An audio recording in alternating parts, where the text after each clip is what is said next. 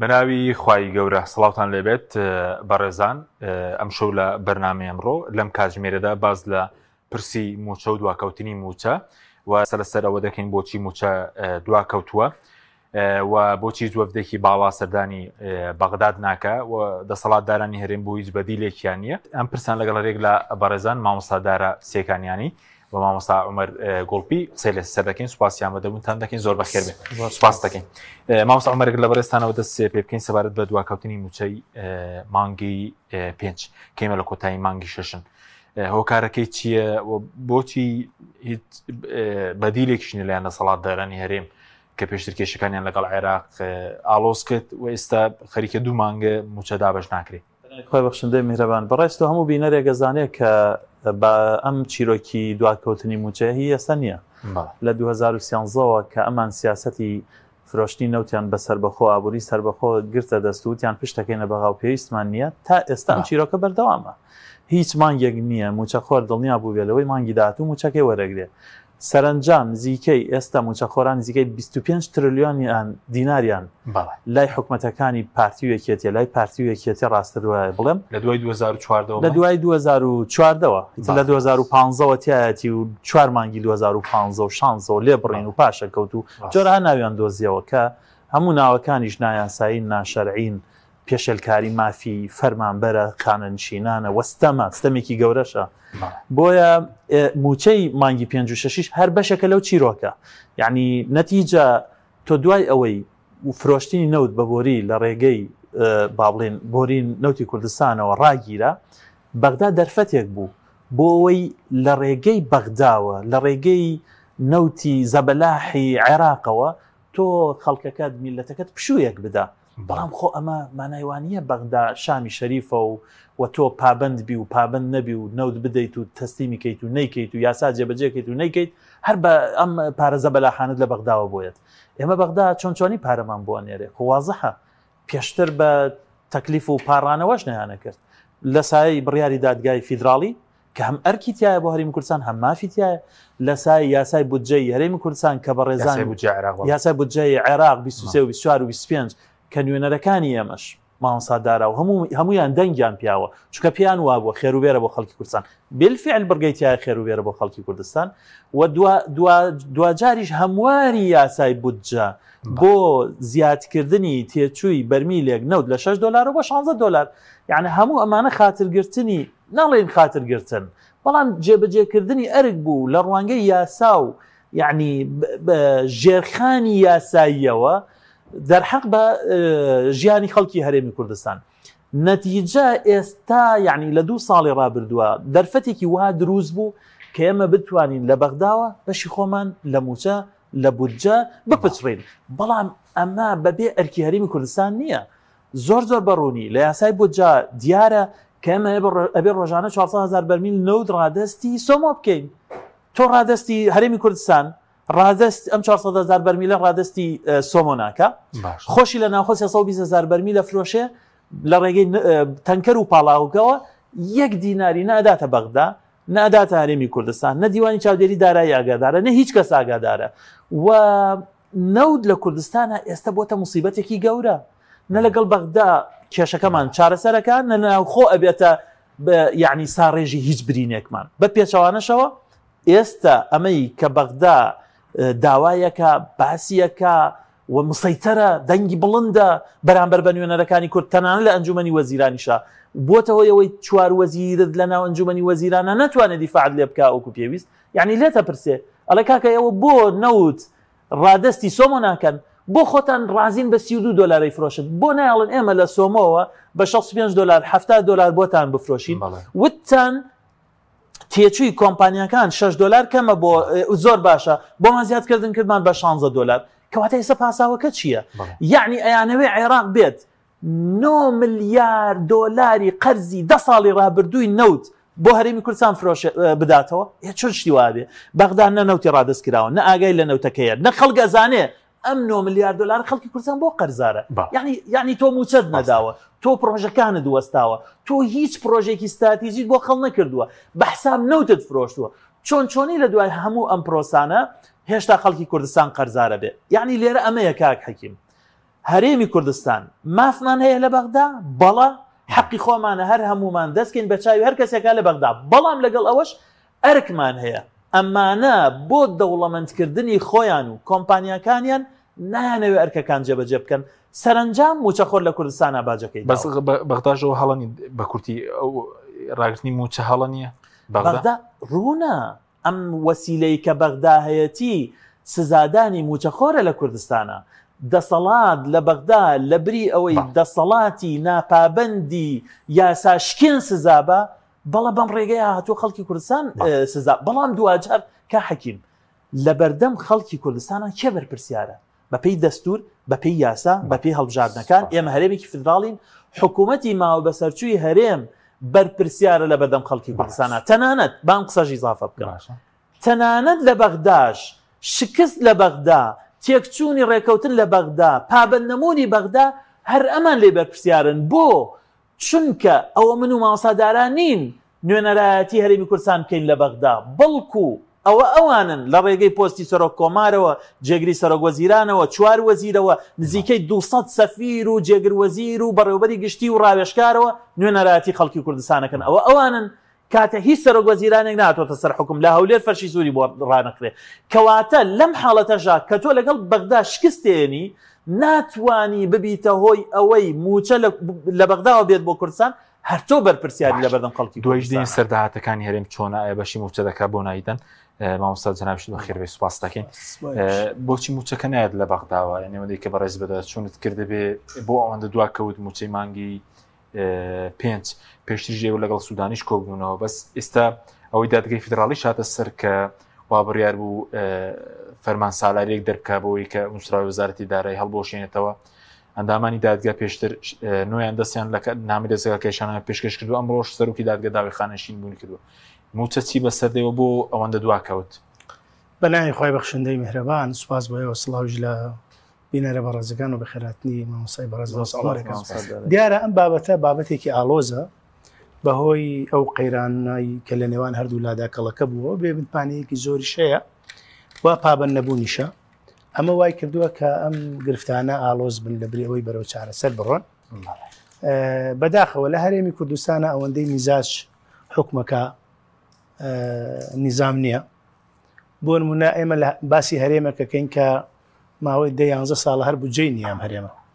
ئێکاتێک تۆ میزانیت نەبوو کاتە میزاج ڕۆڵە بینێ بۆ داهات و خەرجەکانی وڵات ئەمە گرفتێکی سەرەکی سەبارەت بەوەی بۆ موچەی فەرمانبەرانی هەرێمی کوردستان ئەم گرفتەی بۆ دروست بوو لە هەرێمی کوردستانە ئیرادەیەک نییە بۆەوەی ئەم کێشەیە چارەسەر بێ هەرێمی کوردستان بە تایبەتیش بڵێن دوولایەنەکەی دەسەڵات فیلمێکیان دەست پێ کردووە لە ساڵی 2015 هەموو مانگێک زنجیرەی عاڵقەیەکی نوێ لەم فلیمە نمایشەکەن بۆ خەڵکی کوردستان ئەوژەوەیە کە سزای فەرمانبەران و موچەخۆرانی خەڵکی کوردستان ئەدەن لە دنیاە نەبووە و ناژبێ لە ڕووی یاساییەوە لە ڕووی ئینسانیشەوە تۆ کاتێک حکوومەت هەر گرفتێکی بۆ دروست بوو یەکسەر دەست بۆ قوتی فەرمانبەر و موچەخۆر و هاوڵاتی و خانەنشینی هەرێمی کوردستان بەرێ جاران پێیان وابوو کە پێشتر گرفتێکیان هەبوو سەر بەخۆی ئابوووریان ڕاگەیان شکستیان هێنا و ئەوە بوو کۆمەڵە هەنگاوی تریان نانەوتیان کردەوە عالمیان تێگەیاند و داهاتی تاک لە کوردستان وای لێدە ئەمە هەر هەمووی لە خەونێک زیاتر هیچی تر نەبوو خۆشبەختانە سکاڵایەک تۆمار کرا لە دادگای فیدراڵی لە سیانزەی نوێی 2023 لە 21 شوباتی 2024 بە داوای ژمارە 224 ئیتیحادی پرسی موچەخۆرانی هەرێمی کوردستانی یەکلا کردەوە بۆ مانایی کە ئابێ هەردوو حکوومەت پابندن کۆمەڵە ڕێکاری داناوە ئێمە ئاوە ڕوبەڕوو بە سوودانی ماوت وتمان تۆ بەرپرسیاری لە ڕووی ئینسانیەوە لە ڕووی یاساییەوە لە ڕووی ئەخلاقیەوە لە ڕووی نیشتیمانیەوە بەرامبەر بە خەڵک و مەسئولیەتێکی گەورە لەسەر شانە کە تۆ سەرۆکی ئەنجومەنی وەزیرانی عێراقی و بڕیاری دادگای فیدراڵی شەیە و دەستوری شەیە و یاسای بودجە شەیە وتی ڕاستە بەڵام بڕیاری دادگای فیدراڵی یەک بڕگەنیە بێ هەموو پڕکانی جێبەجێ بکرێ کە باز لە تەوتین و باز لە ڕادەستکردنی داهات و باز لە فرۆشین و ئەو بابەتان ناکرێت سەبارەت بەو فەرمانە سالارەی کە حکوومەتی هەرێم بە تەمایەتی من ئەمە وەکو مەتەڵی لێ هاتووە لام تو خۆت ئەو دادگات بە ناوی زۆر سیر ناوبرد هەرێمی کوردستان و تەفسیری زۆر سەیری بۆ بڕیارەکانی دادگای فیدراڵیە کرد کە لە کاتێکە ئەو بڕیارە دەستکەوت بوو بۆ خەڵکی کوردستان لەوانەیە زیانی بۆ دەسەڵاتدارانی هەرێمی کوردستان هەبێ بەڵام بەرژەوەندی خەڵکی کوردستانی تیا بوو ئەمان جێبەجێیان نەکرد تەفسیری هەڵیان بۆ کرد ئەمە لێدانە لە قوارەی هەرێم لە شکۆی هەرێم و ئەنواعی ئەو ئەی لە ئاخری ئێستا ئەڵم ئێمە سکاڵامان کردووە داواکەین ئەو دادگایە فرمانێکی سالاریمان بۆ دەرکە تۆ بە بڕارەکەی پێشوو دادگای فیدراڵی ڕازی نەبووی وە پابەر نەبووی وەجێ بەجێ نەکردووە من حەزەکەم ئەمەش بۆ بینەرە بەڕێزەکان بڵێن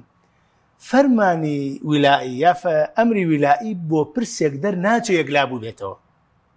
بۆ پرسێک دەرەچێت کە هێشتا یەکلا نەبوو بێتەوە ئەگەر سەیرێکی بڕیارەکانی ویلایی دادگای فیدراڵی بکەین لە کۆی 23 تەڵەب بۆ فەرمانی سالاری تەنها یەک داواکاری جێبەجێ کردووە کە بابەتێک یەکلا بۆ تۆ دوای ئەم هەڵی وەشانەوە یعنی بڕیارشکەی لەسەر داوە باشتر وا بوو حکومەتی هەرێمی کوردستان داوای بکردایە دادگای فیدراڵی عدولێ لە فەرمانەیە بکە ئەویش بەچی بەو دەسەڵاتێک کە لە مادەی 45 پەیڕەوی ناوخۆی دادگای فیدراڵی لە بڕگەی یەکی ساڵی 2022 ئەو دەسەڵاتی داوە بە دادگای فیدراڵی کە بڕیارێکی دا بەمەرجێک زەرورەتی بەرژەوەندی دەستوری و گشتی گرفتی بۆ دروست بێ یان جۆرە پشێوی دروست کرد ئەو کاتە دادگاتوانێت عدولێ بکە بۆ چونکە دوو فەقەرەی تیا دژیەکە بۆ سەراحەت لە بڕگەی یەکە ئەڵێ ئەبێ هەردوو حکوومەت پابندن بەوەی موچەی فەرمانبەرانی هەرێمی کوردستان دابین بکەن بەڵام بەستوێتەوە بە چیەوە سنوورداری کردووە بە پشکی بودجەی هەرێمی کوردستان بە 12.67 بەڵام ئەمە عێراقەوەی بەدەستەوە ئێستا ئەو فەقەرەی بەدەستەوە ئەڵێ ئەمە تا هەموو جەدوڵەکانی ئەڵە ساڵی 24 هەرێم ئەوەی داهاتە بۆ ئەوەی نەوە فرۆشتووە ئەوەی داهاتی ناوخۆی ئێمەش ئەوە نەمان داوەتێ لە 12.67 تێپەڕیوە بەڵام لە بڕگەی شەشەما کە ئەڵێ نابێ ناکۆکیەکانی نێوان هەرێم یا ناکۆکی سیاسی با تعبیرەکە بڵێن نابێ بێتە گرفت بۆ دروستکردنی پێدانی موچەی فەرمانبەران ئێستا بووە ئەو لە برێرەکەی دادگات بەڵێ لە بڕگەی شەشەم ئەکرا هەرێم داوای عدولی بکرداتەوە ئەو خاڵە بەقوتر بوو بەڕای من و ئێستاش ئێستا ئەو کێشەی دادگای فیدراڵی کە دروست بووە ئایا دەستگاکیشانیان قبول دەکرێت یاخود دەگەر قبول نەکرێت ئەگەری هەیە بگەڕێنەوە ینی شتێک بۆ موچە بکەن دیارە دەست لە کار کێشانەوە بۆ هەموو فەرمانبەرێک مافیەکە و بۆ خۆی بەکارهێنێ و ئامادەیە و دەست لە کار بچێشتەوە پێشکەشیەکە بەڵام پێشکەشی بچیەکە پێشکەشی بە مەرجعەکەی خۆیەکە بەڵام ئەوەی نائاساییە لەمەیە کە بە یەک جار نۆ ئەندامی دادگای فیدراڵیسیان یەدەک و شەشی ئەندامیش دەستیان لە کار کێشاوەتەوە ئەمڕۆژ سەرۆکی دادگاکەش دەستی لە با بڵێن داوای خانەشی ئەمە بەڵام حەزەکەم شتێک ڕوونکەینەوە کاتێک فەرمانبەرێک داوای دەست لە کار کێشانەوە ئەکا تاکو ڕەزامەندی نەدرێ یا ڕەت نەکرێتەوە سیفەتی ئەندامەتی لە دەست نادا لە ئۆرگانەیە کەواتە ئێساوان هەر سەرۆکی دادگای فیدراڵین هەر ئەندامی دادگای فیدراڵی بۆ ئەو کێشەیە یەکلا ناکەنەوە ئەو کێشەیە بۆ یەکلا ناکەنەوە ئەو کێشەیە ئێمە لە سوودانی وتی من داوام لە دادگای فیدراڵی کردووە کە تەوزیحێکمان بۆ بدا لەسەر بڕیارەکەی خۆی وتی ئەمە وەڵامی دادگای فیدراڵی بووە وتوێتی بڕیارەکە زۆر وازەحە پێویست بە تەوزیح ناکە بۆ چووکە زۆر وازەحە موچە بدە بە فەرمانبەرانی هەرێمی کوردستان هەر هەمووتان پابندن بەچی ڕادەستکردنی داهات تەوتین لیستی فەرمانبەران نەوت ئەو ئێستا باسی نەوت و سۆمەشگەن ئەو لەبەرەوە ئەم گرفتە بۆیە ئێستا دادگای فیدراڵی ئینجا ئەبێ خەڵک کوردستان ئەمە بزانێت دادگای فیدراڵی کە دەستیان لە کار کێشاوەتەوە کە گرفتیان بۆ دروست بووە لەسەر موچەی هەرێم نییە پەیوەندی بە چیەوە پەیوەندی بە ڕێکەوتنیکی نێوان عێراق و کوێتەوەیە کە پێوتر ڕێکەوتنی خۆر عەبدوڵڵا لە 2013 پەرلەمانی عێراق دەنگی لەسەر داوە و ئێستا تانەیەک لە دادگای فیدراڵی لەسەر بۆی هەڵبۆشێتەوانێ و ئێستا حکوومەت و سەر و کۆمار لەلایەک و تەرەفێک و دادگای فیدراڵی و هەندێک لە ئەندامەکان لەلایەکی تر ئەم قەیرانە بۆ دادگای فیدراڵی دروست کردووە لەبەرەوە ئەڵێن باشە ئەگەرمە دەست لە کارپێشنەوە بۆ هەرێم چی ڕۆدا و مەترسی چێ بێ بۆ مچۆ ئەمانە ئەم پرسیارە زۆرەکرێ ئەمانە جارێ ئەگەر دەست لە کارکێشانەکان تا 30 ڕۆژ ماوە ئەگەر لایەنە بەرپرسەکان یعنی مەرجعەکانیان ئەمەی پەسەند کرد ئەوە بە دەست لە کارکێشاوە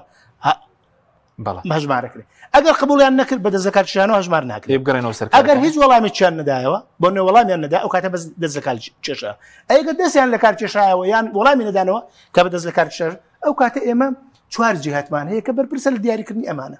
مەجلیسی قەزای ئاعلا محکەمەی ئیتحادی یارە ڕئیسەکەی مەجلیسی ڕئیسی شورا ڕئیسی ئیدعای عام ئێستا یەکیان کە ڕئیسەکانە سەرۆکی دادگای فیدراڵەوە سییانیان ماون ئەم سییانە ئەتوانن خەڵکی تر بێن لە شوێنیان دادوەری نوێ دەست بەکاربێ بەڵێ پەرلەمانە سەری دەنگی لەسەر ئەو کاتە داواکە ئێمانە نێرن سەر و کۆمان مەرسومیان باسەکە دوای دیمەخزمەت بزان هیچ ڕێگایەکی تر نییە جگە لەو ئەگەر عێراق بێ موچەکە بنێرێ مامۆستا بێمەخزمەت بەڕێز سەبارەت بۆی کە مامۆستادارە باسی و کێشەی دادگای فیدراڵی کرد بەڵام ێستا لە بەغدا و موچەکە نەهاتووە پێشتر بەرپرسانی هەرێم هەڕەشیان کرد وەزیر دارایی وتی ئێمە تەسلیم نابین و بەدیلی خۆمان هەیە داهاتێ ئێستا بەشی موچە کە دابەشی ناکەن خۆی بەڕاستی ئەمان لە کوردستان سەلماندویانە ئەم هەردوو لایەنەکەی دەسەڵات و پۆست و بەرپرسیارەکانیان کە پیاوی دەوڵەتداری نین و حکمەتیان نییە لە ئیدارەدانە و وەکوان ناتوانن لەگەڵ بەغدا مەدار بکەن و ببنە هۆی مسۆگەرکردنی قوتی خەڵکی کوردستان بە هەڕەشە و گوڕەشەکان پەیوەندیەکە خراپترەکەن ئاڵۆزترەکەن تەنانەت لە نوێنەرەکانیشی ئاڵۆزترەکەن هەموو ئەوانەی کە لە بەغدان لە هەر پۆستێکە هەن بۆیە بەداخەوە هەموو هەڕەشە و گوڕەشەکانیان یەکێی وت لێیان قوبڵ ناکەین یەکێوت کاکە ئاویان لێ بگرنەوە یەکیانەوت هەڵیانەواسی نازانم وایان لێەکەین یەکێ کارتی ڕیفراندۆمی بەکارێنە یەکێ بۆ دەوڵەتی سەربەخۆ هەر هەمووی هاتە سەرەوەی کە بەسکی برسی خەڵکی کوردستان بەرامبەر بە بەغدا بوەستین واتە موچەخۆر لە کوردستانە وەکو قەڵغانێکی مرۆیی بەرامبەر بە بەغدا بەکارهێنراوە لە کاتێکا کاک حەکیم گریمان هەمومان باوەڕمان بە چیرۆکەکەی لایەنەکانی دەسەڵات کرد لە کوردستانە بەغدا دوژمنە و ناحەزە و شۆڤێنیە و ئەوێ برسیمانکە بەس پرسیاری خەڵکی کوردستان لێرە ئەوەیە ئەی ئەمان بۆ ئەیانەوێ برسیمانکەن ئەمان ناونیشانیان چییە ئایا ئەمان پارەیان پێ نییە بەڵگەودا تاوزانیاریەکان شتێکی کەمان پێڵێن من چوو وردەکاریم کردو لە داهاتی ناوخۆ باشە بە پێی ژمارەی خۆیان 350 ملیارە و ئەگەرنا داهاتی ناوخۆ مانگانە زیاتر 500 ملیار دینار من بە بەڵگەوە ئەیسەلمێنم بە ئوسلوبی جیاجیا ڕێگەی جیاجیا هێنانە سەر 350 ملیار دینار لە سەرەتای ساڵی 2024 نووسایەکیان کرد بۆ بەغدا بۆ وەزاری دارایی عێراق وتیان بۆ دوو مانگی یەک و دوی ئەم ساڵ ئێمە 900 ملیارمان هەیە یەکم هەر مانگی 450 ملیار دینار ماوە سادارە دوای وتیان نا وەڵا ئەوە هەڵەمان کردووە بە پەلەپەل سەحبیان کردەوە وتیان هەر 350 ملیار دینارە گریمان 350 ملیار دینارە کەیکە خۆیان باسیەکەن لە بەدرێژایی 2024 و 5 مانگی ئەم ساڵ واتە لە 7 مانگی ڕابردووە هەرێمی کوردستان لەو 350 ملیار دینارە 5 تریلیۆن و 950 ملیار دیناری هەبووە ئەم 5 تریلیۆن و 950 ملیار دینارە چەندی خەرج کراوە بۆ دوو بوار خەرج کراوە یەک بەگەرخستنی وەزارەتەکان و خزمەتگوزاری و فەرمانگەکان ئەمە مانگانە 120 ملیاری ئەوێ لەو حەڤە مانگا واتە 2 تریلیۆن و 40 ملیار دینارتان خەرج کردووە دووەم لە 2024 399 ملیار دیناریان نردووە لە 2025 بۆ بەغدا لە 2025 199 ملیار و 355 میلیۆن دیناریان نردووە بە 4 مانگ واتە بە هەردوو ئەم بڕە هەرێمی کوردستان تەنها 2 تریلیۆن و 638 ملیار و 355 میلیۆن دیناریان خەرج کردووە ئەوەی بۆ ناوخۆ خەرج کراوە بۆ خزمەتگوزاری و بەگەرخستنی وەزارەتەکان و فەرمانگەکان ئەوەشی بۆ بەغدا نێراوە بە هەردووکی 2 تریلیۆن و 638 ملیار و 355 میلیۆن دینارە واتە لە کۆی 5 تریلیۆن و 950 ملیار دینارەکەی داهاتی ناوخۆ مەفروض وایە کە ئێستا خەزێنەی گشتی حکوومەتی ماوە بە سەرچووی هەرێم 3 تریلیۆن و 311 ملیار و 645 میلیۆن دیناری تیا بێت 3 تریلیۆن و 311 ملیار دینار موچەی 3 مانگی موچەخۆران سۆگەرەکە هەرێمی کوردستان تۆ هەر بۆ ئەوی بتسەلمانایە کە بەڕاستی حکوومەتی خەڵکی بەڕاستی بچووکترین پەیوەندیت بە خەڵکی کوردستانەوە هەیە بەڕاستی بچووکترین هەستی نیشتیمانیت هەیە با نەتێشتایە جەژنی قوربان خەڵک بە سفرەی خاڵی بکە کاکە موچەشنا هەر هەدیەکت دابش کردایە بدوتایە کاکەەوە بەغدا زوڵممان لێکە ئەو حکایەتانی خۆیانەکەن شۆڤێنین و خەڵگە چەوسێنەوە وا من دڵسۆزم لە داهاتەکەی خۆتان مانگانە مەسەلەن ئەم مانگە من بۆ جەژن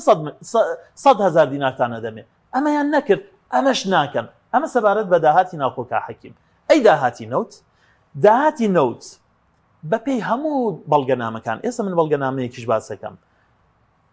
هەموو ڕۆژێک 320,000 بەرمیل نەوت ئەفرۆشن لەو ڕۆژەوەی نەوت بە فرۆشتنی بۆری ڕاگیراوە بە کێدەن بە پاڵاوگەکانی ناوخۆ لەگەڵ بە تەنکەر ئەفرۆشتێ بۆ ئێران و بۆ تورکیا ئێستا وابزانم ئێرانەکە ڕاگیراوە لە مانگی 3 ساڵی 2023 هەتاوەکو ئێستا واتە 26 مانگ 250 ملیۆن بەرمیل نەوتیان فرۆشتووە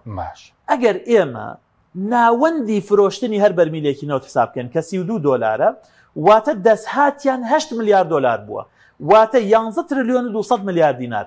ئەگەر نیوەی ئەم 32 دۆلارە بۆ کۆمپانیاکان بێت کە خۆشیان ئێستا ماوسادارە بە پێی هەمواری یاسای بوو جەڕازی بوون بە 16 دۆلار معنەوەیە تێچووی بەرەمێنان لە کوردستانە بۆ کۆمپانیاکان 16 دۆلارە ئەگەر نا بۆ ڕازی بووە گریمان 16 دلار بوو بێ بۆ کۆمپانیاکان 16 دلاری ئەبێ بۆ خەزانەی گشتی بێ کە ئەکاتە 5 تریلیۆن و 600 میلیارد دینار معقولە لە 5 تریلیۆن و 600 میلیارد دینار یەک دینار نەچوو بێتەوە خەزانەی گشتی خەڵکەوە یەک دینار بۆ هیچ بوارێکی بەرژەوەندی خەڵکی کوردستان خەرج نەکرابێ چی لێەکەن هەر هەمویان بۆ بەرژەوەندی خۆیان دزی و تاڵانی لە ڕێگەی جیاجیاوە وەکو ڕێگەی چی کاک حەکیم بۆ نمونە ئێستا کە نزیکەی 2 ساڵ زیاترە فرۆشتن بە بۆری ڕاگیراوە لە پارەی فرۆشتنی نەوتی تەنکەر و پاڵاوگە هەموو مانگێک 6 میلیۆن دلار ئەدرێ بە بۆری کوردستان بۆری کوردستانەکە نەوتیش ناڕوە بە بۆری کەس بیستوێتی بڕوە ناڕوە یعنی بۆریەکە لە ڕێگەی و نەوت ناڕوە بەڵام خەڵکی کوردستان کرێکەیەدا هەموو مانگێ 6 میلیۆن دلار نزیکەی 37 میلیۆن دلارێکی بۆ کۆمپانیایەکی رووسیا و گریمانەوە بێگانەیە و گرێبەستێکە و کراوە و ناتوان هەڵیوە گریمان 23 میلیۆن دلاری بۆ کۆمپانیای کاری خۆیانە یعنی ئەوان بەم جۆرە دەستیان خستۆتە نەوتی کوردستان بەزگە هەردووکیمان بۆ لێک دێ لە داهاتینەوە چەند ما بۆ تۆلەوەی ناوخۆش چەند موچە دەکەن لە هەردووکیان کا حەکیم باشە یا ئەبێ هەبێ و ئێستا لە خەزێنی گشتیا بێ و بەرپرسیارانە ڕەفتارکەن یا نەخێر ئەبێ دزرا بێ و تاڵان کرابێ و بێن بە خەڵکی کوردستان بڵێن ئەو داهاتانیان چی لێکرد کەس بینی مەسەن ڕێگاوبانەکان تەواو بێ کەس بینی نەخۆشخانەکان ببوژێنەوە کەس بینی لە 2 ساڵی ڕابردووە هیچ پرۆژەیەکی استراتیژی لە کوردستانە بکرێ کاکە 200 میلیارد دیناریشی تێ بچێ کەس زمانەی نەبینیوە لە داهاتی ناوخۆ 3 تریلیۆن و 311 میلیارد دینار لە داهاتی نەوت 5 تریلیۆن و 600 میلیارد دینار بە هەردووکی 8 تریلیۆن و 911 میلیارد دینار داهاتی خەڵکی کوردستان دیار نییە یان نەخێر هەیە و لە خەزێ 8 تریلیۆن و 911 میلیارد دینار بەشی نۆموچە دەکەن کە ئەمە کاتە نۆموچە ڕێکی تەواوەتی خەڵکی کوردستان طبعاً بۆ زانیاریت بە پێی نووسراوەکەی وەزارەتی دارایی عێراق ئەو بڕەپارانە لە هەردووکیانە زیاترە لە داهاتی ئێستا با پێت بڵێم لە داهاتی نەوتی ئەوان پێیان وایە بەڵێ 9 تریلیۆن دینار قەرزارن 9 تریلیۆن دینار داهاتیان هەبووە بەڵێ لە غەیر نەوتی پیان وایە 10 تریلیۆن دینار داهاتیان هەبووە واتە بە هەردووکی 19 تریلیۆن دیناریان لەسەر حساب کردوون تەماشاکە کەواتە ئێستا پرسیاری خەڵکی کوردستان ئەمەیە تۆ نەوتە فرۆشی تۆ داهاتی ناوخۆت هەیە ڕادستی بەغداشی ناکەی و ناشی دەیتە خەزانەی گشتی کەواتە چی لێەکەی کاک حەکیم باشە با یەک کەس من ئەمڕۆ لە کۆنگرە ڕۆژانێکەش باسم کرد ئەمە بە کورتی باسەکەم لە خزمەتتانە ئەمە راپۆرتی ساڵانەی ڕێکخراوی کۆمپانیا DNO نەرویجیە لە دووری هەزاران کیلۆمەترە یەکێکە لەو کۆمپانیانەی لە کوردستانە نەوت بەرەم هێنێ بەپێی ئەم راپۆرتە ئەڵێ چی وردەکاری تەفاسیلی تایە سەوسی لاپەڕەیە من ئەمە تەنها دەلاپەڕین ڕاکێشاوە هەر کەسێک دەتوانێت بچێ بیبینێ بەپێی ئەم راپۆرتە ئەم کۆمپانیایە لە دووری هەزاران کیلۆمەترەوە هاتووە نەوت لە کوردستان بەرەمەیەنێ پێمان ئەڵێ چەندی دەرهێناوە پێمان ئەڵێ بە چەند فرۆشتێتی پێمان ئەڵێ چەند قازانجی کردووە پێشمان ئەڵێ پشکدارەکانی چەند قازانجیان کردووە بەڵام یەک کەس نییە لە کوردستان پێمان بڵێ ئەم نەوتەی ئەم کۆمپانیانە دەریێنە ئەیفرۆشن خەڵکی کوردستان چەند قازانج کردووە بۆ یەک دینار لە داهاتی نەوت ناچێتە خەزێنەی گشتیەوە بەپێی راپۆرتی ئەم کۆمپانیایە لە ساڵی 2024 کۆمپانیاکە 660 میلیۆن دلار قازانجی کردووە لەو بڕەپارەیە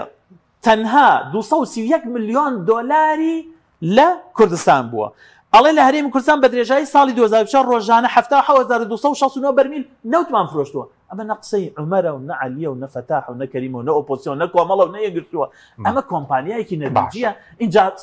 سەی لەوایە کا حەکیم ئەمان شەفافن لەگەڵ پشکدارەکان بەڵێ ئەمان شەفافن لەگەڵ پشکدارەکانیانە بەڵام ئەمانەی لێرن نە کۆمپانیەکانیان نە خۆیان نەک هەر شەفاف نین دنیایەکن لە تاریکی بۆ شاردنەوەی داهاتی خەڵکی کوردستان کاک حەکیم پێشمان ئەڵێ ناوەندی فرۆشتنی هەر بەرمیلێکمان بە 35 دلار فرۆشتووە معقولە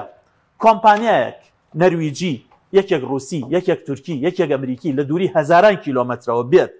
لە کوردستان نەو دەربێنێ بیفرۆشێ قازانجکە و دیار بێ و چەند بەرمیلی فرۆشتووە بەڵام هیچ کەس نەبێت لە کوردستان پێمان بڵێ ئەرە کاکە نەوتەکەتان غازەکەتان ئەفرۆشین ئاوا ئەیفرۆشین ئەمە داهاتەکەیەتی تەمان هێندێک جار ئەڵێن دوای سەرچارە سەرەکەش بە کورتی هێندێک جار ئەڵێن بەشێک لەم نەوتەی کە ئەیفرۆشین ئەیدەین بە پاڵاوگە وەک ئەوەی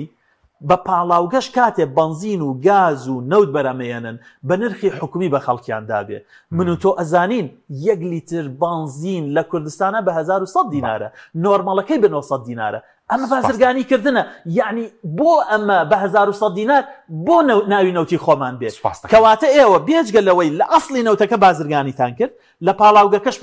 بازرگانیتان کرد بەسەر خەڵکی کوردستانەوە لە فرۆشتنەوەی بەرهەمەکانیشی بازرگانیتان کرد بەڵام گیرفانی خەڵک خاڵی سوپاس دەکەم دێمە خزمەت ئەی چارەسەرە کەسی مادام داهاتە بێ و پابندی لەگەڵ بەڵداژنێ ماوسا بێمە خزمەت بەڕێزە جگەلەوەی کە باسی دادگای فیدراڵی کێسە کێشەی هەیە و ڕەنگە فەرمانەکە دوا بکەوێ یان دەرنەکرێ ئەی ڕێگەی دیکە هەیە مامۆسایان دوێنێ کۆبنەوەی چوار سەرۆکاتەکەی عێراقیشە بوو کەوتیان دەبێت حکوومەتێرێن بەرەرەکەی دادگا جێبەجێ بکە ڕێگەی ترەیە دوێنێ لە کۆبوونەوەی هەر چوار سەرۆکاتەکەی عێراق باشە هەمان ئەو چارەسەریان پێبوو کە ئێمە لە کۆنگرە ڕۆژنامەگەرەکەی لە بەغا گرتمان لە دوای سەردانی بەڕێز سەرۆکی حکوومەتی عێراقی فیدراڵ باش تەنها ئەم بابەتەیە ئەبێ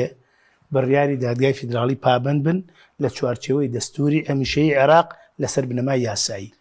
غیری ئەمە هەر شتێ بکێ ڕێکەوتن لەگەڵ شەخصا و لەگەڵ حیزبا و لەگەڵ سەرۆکی حکوومەت و لەگەڵ کەسێکی دیاریکراو بۆ کاتێکی زۆر کورت و کەمخایەنە و هیچ ئەنجامێکی نابێ کەواتە چارەسەری ئەم بابەتە تەنها و تەنها ئەوەیە حکوومەتی هەرێمی کوردستان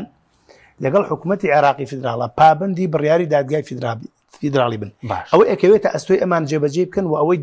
مافی ئەمانیشە لە بەغا داوای بکەن ئەمە و ئەگەر حکوومەتی هەرێمی کوردستان و دەسەڵاتداران لە هەرێمی کوردستان دڵیان بەوە خۆش بێ کە ئێستا ناوچەکە بارودۆخێکی ئاڵۆزی تایە شەڕ ناوچەکەی گردوتەوە عێراقیش لەسەر هێڵی گەرمی ئەو شەڕەیە پێیان وابێ حکوومەتی ئێرانە ڕوخێ و عێراق ڕوخێ و حکوومەتێکی تر دێتە سەر کار و ئەو کاتە ئەمە لەگەڵ هەرێمی کوردستانە باشە بێ من دڵنیانەکەمەوە چەند حکوومەتی تر بێتە لە عێراق بێتە سەر حکوم ولا وڵاتانی تر بێتە سەر حکوم ئەو حکوومەتانە ناتوانن بنەما پێچەوانەی بنەمایەکی دەستور و یاسایی مامەڵە لەگەڵ هیچ کەسێکا بکەن لەبەرەوە ئێستا کورد هەموو کارتە فشارە و هەڕەشەکەی کورتایی کرد بەرامبەر بەغا و ناتوانێ و ئەوە بکە هەمووی هاتۆتە سەر ئەوەی کە ئێستا داوا لە بەغاکەن دەرگای گفتوگۆ دانەخاوە چۆشەکان بە گفتوگۆ چارەسەر بکە و داوا لە دادگای فیدراڵیەکەن کە بڕیاریان بۆ دەرکە ئەمە تۆ دادگای بڕیاری بۆ دەرکردی جێبەجێ نەکرد پابند نەبووی پێوەی بەستا ئەوە یەکلا دەکرێتەوە ئێستا سوودانی ناتوانێت بە قەرز بە شتێک ئەم موچێ بنێ هەر دەبێت خەڵک ئاوا لە ئێمە باسی ئەم بابەتەمان کرد وتمان بەڕێز دۆکە و دەسەڵاتی هەتە بۆن بە قەرز بە منحا بەڕاستی فەرمانبەرانی هەرێمی کوردستان لە بارودۆخێکی زۆر ناساییان و بەداخەوە بوون بە بەزەحیەی ئەم ناڕێکی بینی بەغا و هەرێم ئەو وتی من پێویستم بە پاڵپشتێکی یاسایی هەیە خیتایەکی قانونی هەیە وت بەم سەراحەتە وتی خۆتان نەزان پەرلەمان لەگەڵمانیە بۆ ئەم بابەت پەرلەمان ئەنجومەنی نوێنەرانی عێراق کۆمەڵی خەڵکی تیا ڕازی نابێ بەوەی کە ئەڵێ هەرێم نەوت ئەفرۆشە پارەکەی بۆ خۆی داهاتی نانەوتی بۆ خۆی داهاتی خاڵی سنووری بۆ خۆی ئەبێ چاوەڕێ بێ حکوومەتی عێراق موچەی بۆ بنێرە ئەم دابشکە هەندێکن ڕازی بەوە نابێت ئەمە یەکەم دوو هەم هەتا ئێمە و پرسیارەشمان کرد وتمان باشە ئەگەر پارێزگایەکی عێراق بۆ نمونە ئێوە بۆی ئەوەیە نێرنی کوردستان نانێ وتی هەر پارێزگایەک ئامادە نەبێ داهاتەکەی ڕادستی حکوومەتی فیدراڵی بکە ئێمەش چی نادێن لە ئەمە خاڵێکی تر وتی دیوانی چاودێری دارایی بینی هەرێم و بەغا ئەمە راپۆرتەکەیانە باشە خۆیان واژویان کردووە ئەڵەن داهاتی هەرێم ئەوە نەیە داهاتی نەوتی نانەوتی و ئەوەنەشی لە بەغا وەرگرتووە ئەمە یاسای بودجەکەشە ئەمە ئەوە دیوانی چاودێری وتی ئەمانەی عامی مەجلیسی وزەرای عێراق پاڵپشتم نییە وتی ئێوە ئەزانن من بە چ سیفەتێک بم بەڕێز وزەرای عێراق بەهۆی ئیتیفاقێکی سیاسی لە نێوان لایەنەکان کێکێتی و پارتیش لەگەڵ هاوپەیمانی ئیدارەی دەوڵەیە و لەگەڵ چوارچێوەی ئەمانگیان لەبەرەوە ئەم بابەتە ئەو حکوومەتەی کە ئێستا دەستی بەسەر قوتی خەڵکی هەرێما گرتووە ئەو حکوومەتە سەر کۆمارەکەی کووردە جێگرە ڕێزوزاراکەی کووردە وەکو مامەسا عومەر جوان ئاماژەی پێکرد لەبەرەوە ئەم بابەتە چارەسەر تەنها ئەوەیە لە نزیکترین کاتا حکوومەت ئیعلانی ئەوە بکە حکوومەتی هەرێمی کوردستان بڵێ ئێمە پابندین بە بڕیاری دادگای فیدراڵی و ئەوە کە تاستو ئێمە جێبەجێکەین ئەگەر عێراق نەیکرد من قەنەعەت ناکەم عێراق بتوانێت مخالفەی ئەو بڕیارە بکات لەبەر ئەوەی ئەگەر ئەو بڕیارە جێبەجێکرا دەسەڵاتدارانی هەرێم و کۆمپانیەکانیان زەرەرەکەن نەوت بە قاچاغ نافرۆشرێ ئەو کاتە میلەت موچەی بۆ دێ و ئەوان زەرەرەکەن ئەمانیانەوەی میلەت زەرەرکا و خۆیان سوودمەند بن تاکە ئەم کێشەی ئەوە بە هەڵواسراوی دەمێنێتەوە لێرە خەم سادیەکەیە لە بەغداوە ئەوە موچە خۆر سزادراوە لە بری دەسەڵاتداران ینی کاک حەکیم 33 ساڵە 33 ساڵە ئەزمونێکی شکست خواردوو لە هەرێمی کوردستانە پیاداکرێ بە سپۆنسەری ئەم دوولانەی دەسەڵات شەڕی ناوخۆیان کرد سوپای بێگانیان هێنایە سەر کوردستان هەزاران ڕۆڵەی ئەم وڵاتیان کردە قوربانی و ئەوە نەوتی وڵات تاڵان کرا بەهۆی ململانێکەوە لە سا پەنجاویەکی خاکی هەرێمی کوردستان ڕادەست کرایەوانێ لەبەرەوە ئەمان باکیان نییە بە خەڵکو و بەرژەوەندی کوردستان و خاک و نیشتیمان و ئەوەی بە خەڵکێ فرۆشنەوە بە ناوی نەتەوایەتی و کوردایەتیەوە جگە لە قەوانێکی کۆن و جگە لە مزایدەیەک شتێکی تر نییە ئێجا ئێستا ئەگەر یەکێکیش بەدڵسۆزانە قساکە ئەنواعی ناو و ناتۆرە و تۆمەتباری ئەکەن کە لە کاتێکا دوێنێ هەر چوار سەرۆکایەتێکە کە دانیشتون ئەڵێن چارەسەری ئەم پرسە هەر ئەوەیە کە ئێمە لە کۆگرای ڕۆژنامەکە پابند نابێ ئەی عێراقیش ینی موچە خۆران هەر لەو بارودۆخمێنن ئێستا چێ بەرپرسە لە موچەی فەرمانبەرانی هەرێمی کوردستان باشە بڵێنەوە هەرێم دێ هەرێمە تاوە ئەی نابێ بەسەر هەروە بمێنێتەوە ئەمە پرسیارشکە با پرسیارشکە دیفاع لە بەغا ناکەم بەغاشکەم تەرخەمە بەغاش بیانوی هەیە گومانم نییە لەوە چووکە پشکی هەرێمی کوردستان تەنها موچە نییە نزیکەی 21 تریلیۆن پشکی هەرێمی کوردستانە بەڵام کاتێک هەرێم ئەم هەڵانەی داوە بەدەستەوە پابەن نەبوو ئەوانش بیانویان گرتووە بەڵام ئایا ئێستا حکوومەتی عێراق چۆن موچە بنێرە من ئەم پرسیاراکەم هەرێم نەوت ڕادەست ناکە ئێستا داوای نەوت دەکەن ئێستا ئەم سێ حەلیان ئەوان پێیە لە سا پەنجای داهاتی نانەوتی باسی 150 میلیاری کرد بە سوودانی وایە لەگەڵەوە باسی زەنگ چۆن باسی کرد وتی باسی ئەوەی کرد وتی خۆیان ئەڵێن 350 بۆ 400 میلیارد لە سا پەنجای ئەوە نەچەنە وتی لەسەر 150 ڕێکەوتین هێنایانە 100 سەتەکەیان هێنایان 90 کرد بە هەفتەکە هات بۆ 60 ئێستا چلۆشمانە دەن ئێستا دەبێت نەوت تەسلیم بکەن ئێستا نەوتەکە بەم شوێ لە سا پەنجای داهاتی ناوخۆ باشە تەوتین نەود لە ڕێگای سۆمەوە بفرۆشنێ نەگلەر وتی ئەم قسەی کرد بەڵێ وتی ئەم فرۆشتنی نەوتە تاڵانکردنی سەرمایەی عێراقە وتی عێراق لەلایەن ئۆپێکەوە جۆرە لە جۆرەکان سزادراوە ئاگادار کراوەتەوانێ ئێمە نەود لە بەغا فرۆشین بە $70 هەرێمی کوردستان ئەیفرۆشێ بە $31 وتی ئەمە تاڵانکردنی سەرمایە و داهاتی عێراقە و منیش بەرپرسم تایە لەبەر ئەوە وتی ئەمەی کە کردومە تا ئێستا لەسەر بەرپرسیارەتی خۆم کردووە ئێستا ناتوانم لە مەودووە ئیلا ئەبێ غیتایەکی قانونی بۆ بدۆزرێتەوانێ و هەرێمیش ئەم سێ خاڵی دانا کە هەرێم سوێنە چوارسەرۆکایەتەکەش هەر ئەمەم بڕێرە مامۆستا وەکو دوا پرسیاریش ئێستا بەڕێز باسی داهات کرد و مامۆستاش باسی ئەوەی کرد کە بۆچی موچەکە نهاتوو بەس ئەی چارەسەرەکەت چییە دەڵێت تۆ دەڵی داهاتیە بشی موچە ئەوە لە کوردستان نایدن ئەوە لە بەغداوە نایەت ئەی خەڵک چی بکە ئەوە پۆسیۆن کە ئەی چارەسەرەکە چیە چارەسەرەکە دوو شتە یەکەمیانەوەی مامۆستادارا فەرمووی جێبەجێکردنی بڕیاری دادگای فیدراڵی بە ئەرک و مافیەوە لەسەر هەرێمی کوردستان دووەم جێبەجێکردنی یاسای بودجە بە ئەرک و مافیەوە یعنی ئەمە زۆر بەڕوونی ئەگەر هەرێمی کوردستان ئەمە ناکە پێی وایە بەغدا دوژمنە و ناحەزە و شۆڤێنیە و چاویان بە پێشکەوتنەکانی هەرێمی کوردستان هەڵنایە زۆر باشە ئەسڵان پێویست ناکە ئەو خەوە ناخۆشانش بە بەغداوە ببینن من پێم سەیرە خەڵکێک گەشەی خۆی بە نائیستیقرارێت و تێکچوونی خەڵکی ترەوە ببینێتەوە ئەسڵان ئینسانی تەندروست سەلیم هەرگیز بیر لەمە ناکاتەوە کە تەنانەت یعنی بێگانەکانیشی بەم ژیانیان تێک بچێ بۆی ئەو خۆش بژی تەمان کاک حەکیم من ئیشەکەیان زۆر بۆ ئاسانەکەم هێندێک جار چاوەڕێەوەکەن بەغدا تێک بچێ نا فەیلسوفیەکانیان یەنە سەر شاشە ئەڵێن بەغدا ناگاتە مانگی نۆ تێگەچێ کاکە من ئیشەکەیان زۆر بۆ ئاسانەکەم گریمان ئێستا بەغدا تێک چووە فەرمووتۆ نەک هەر هەرێمێکی فیدراڵی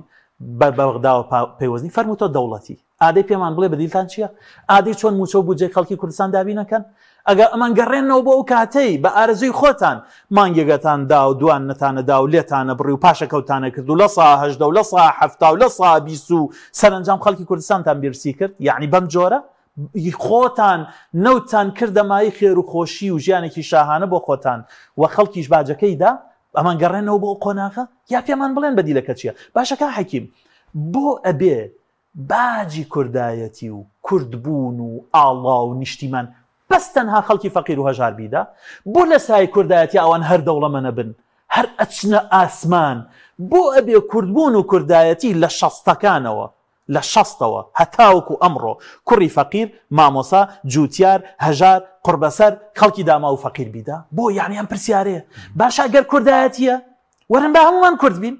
وەرە ئەگەر برسێتیە بە هەمومان قوبوڵیکەین وەرە منیش برسی بم بە سەرچاو قوبوڵمە تۆش بەڵام باش تۆش وەکو من ژیانە دەبێ تۆش وەکو من برسی بە مناڵی تۆش وەکو مناڵی خەڵکی فەقیر وەژار بێ وەکو مناڵی خانشین وەکو نا ئەمانە یعنی نە ژیانیان وابەستەی موچەیە نە ژیانی شاهانەیان کەمترین شتی لێەکەنەوە نە قافڵە ئۆتۆمبیلەکانیان نە کەناڵە ئەعلامیەکانیان نە 10 ساڵە گرن لە بەتاڵان برنی زەوی و زار نەواز لە کۆمپانیاکە هیچ لەمانە واز نایەنن ئەیانەوێ باشە ئەم شەڕە لەگەڵ بەغدایە بەسکی برسی خەڵکی کوردستان چارەسەرەکە چێ بە کورتی مامۆستا ئێستا خەڵک ئۆپۆزیسیۆن مادەمەوە بەغداناینێری هەردوو چارەسەرەکە هەیە باشە پابندی بە یاسای بودجە و بڕیاری دادگای فیدراالیەوە دەرفەتێکە بۆ خەڵکی کوردستان کە نەک موچە بێت تەنانەت تێکڕای بودجەی هەرێمی کوردستان بێت کە لە ساڵێکە زیاترە لە 20 تریلیۆن دینار کەمایی خێر و خۆشیە بۆ خەڵکی کوردستان ئەوە خاڵی یەکەم خاڵی دووەم زۆر باشە پشتکەنە بەغدا و بەغدا دوژمنە و ناحەزە و باوەڕتان پێەکەین و بەڵام فەرمونون دزیمان لێ مەکەن کاکە نەوتەکەمان بەتاڵان مەبن کاکە واز لە کۆمپانیەکانتان بێنن لە خاڵە گۆمرگیەکان لە ڕێگەی 20 کۆمپانیاوە مانگانە 150 ملیار دینارە خەنی گیرفانی خۆتان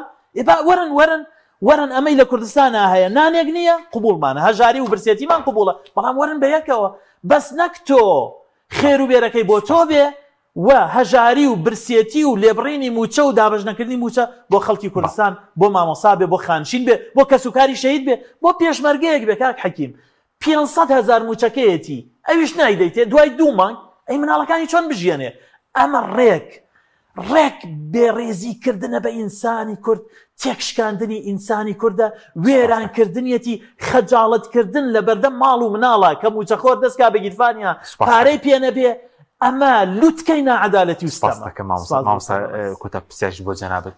چارەسەرەکەرەوەی پابند بن شتێک بدەن لە داهاتی ناوخۆ لەنەوە چارەسەرەکە لەم دوو خاڵی کە بەڕێز مامۆستا عومەر ئاماژەی پێکرد زیاتر نییە سێممان نییە یا ئەوەکە خۆت بڕیار بدە لە داهاتی خۆت و داهاتی نەوتی نانەوتی ئەوەیەتا دابەشی کە بۆ موچە پشت بە بەغا مەبەستە یا کە چاوەڕێی بەغا موچەت باتێ ئەبێ ئەوەی لەسەریشتە لە یاسای بودجە و بڕیار دادگای فیدراڵی جێبەجێکی هەرەوە چارەسەرە بەس خەڵگلەی لە خەڵک خۆشی گلەی نابێ لێ بکرێ ئۆپۆزیسیۆن نابێ گلەی لێ بکرێ ئەوە هەڵوێستێک هەبێ من پێم وایە یعنی ئێمە هەندێک مەحاتە هەیە کە ئەمانە مەحەتەی چارەنووسسازن بۆ ئەوەی تۆ بتوانی ئەو زوڵمی لێت کراوە لە ساڵانی ڕابردووە سزای ئەوانە بدەیت کە ستەمیان کردووە و ئەوانەی کە خزمەتیان کردو دەستخۆشیان لێ بکەیت یەکێک لەوانم هەڵبژاردن و حتی انتخاباتە ئایا هاوڵاتیانی هەرێمی کوردستان دوای ئەوەی کە 33 ساڵە یاری بە قوت و بژێوی ژیانیان نەکرێەوە سوکایەتیان پێکرێەوە شکۆ و کەرامەتیان ئەشکێندرێ ئایا هەر رازین بەم بارودۆخی کە ئەم دەسەڵاتدارانە لە هەرێمی کوردستان درێژەی پێ بدەن بە ناوی جۆرا و جۆرەوە هەر جارەی بە بیانیوەکەوە یان بڕیارە دەن کە کۆتایی بەم ستەمە بێن سوپاسان دەکەین مامۆستا ڕاستیەکانیانی مامۆستا عومەر بۆ سوپاسان دەکەم سوپاس بۆ بەدەبووتان سوپاس بۆ بینەرانی بەڕێز سوپاس بۆ هاوکارانم خواتان لەگەڵ